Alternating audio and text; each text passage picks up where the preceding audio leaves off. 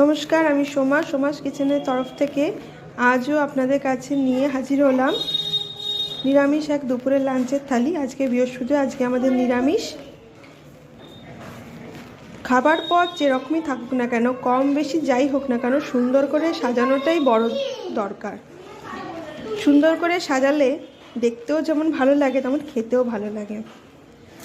কথাতেই আছে, প্যালে দর্শনধারী বাঁধবে গুণ বিচারি। সুন্দর করে সাজানোটাও একটা আর্ট। তাই পাতটাকে সুন্দর করে সাজালে দেখতেও যেমন ভালো লাগে, তেমন খেতেও ভালো লাগে। তাই সুন্দর করে সাজানোটাও খুব দরকার পড়ে ভাতের থালাকে।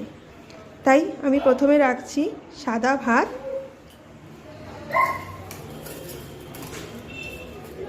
তার সাথে রাখছি প্রথমে শসা,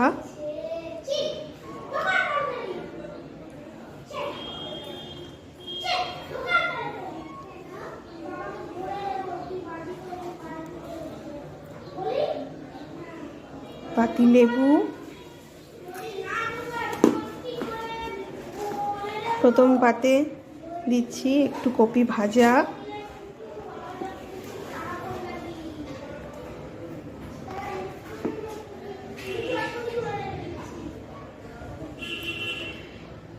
তারপর হয়েছে আমাদের শুক্তো,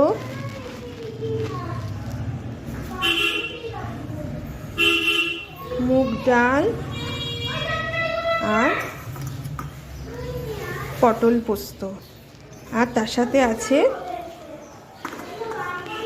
ধনেপাতার চাটনি, ঝাল ছাড়া। যাই হোক, পাতটা অনেকটাই ভরে গেছে, আবার আমি একটু পাতটা ঠিক করে নিচ্ছি।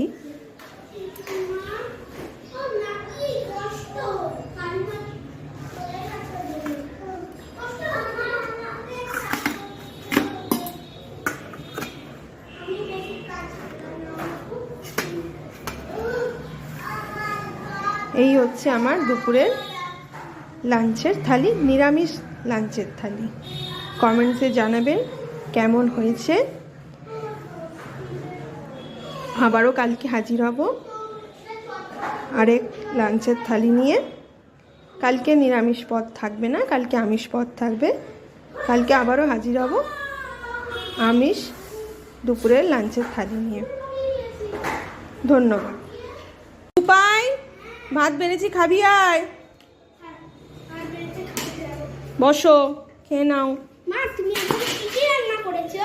এই যে ভাত, শসা, পাতিলেবু দিয়েছি, ফুলকপি ভাজা, শুক্তো, শীতের সব আনাজ দিয়ে, মুগ ডাল, পটল পোস্ত, ধনেপাতার চাটনি, ঝাল ছাড়া তোমার জন্য। বলো কেমন হয়েছে? ভালো খুব। এবার তুমি খেয়ে নাও। ঠিক আছে, এবার তুমি খেয়ে নাও, খাওয়া শুরু করো। হাত ধুয়ে এসছো? ব্যাস, এবার খাওয়া শুরু করো।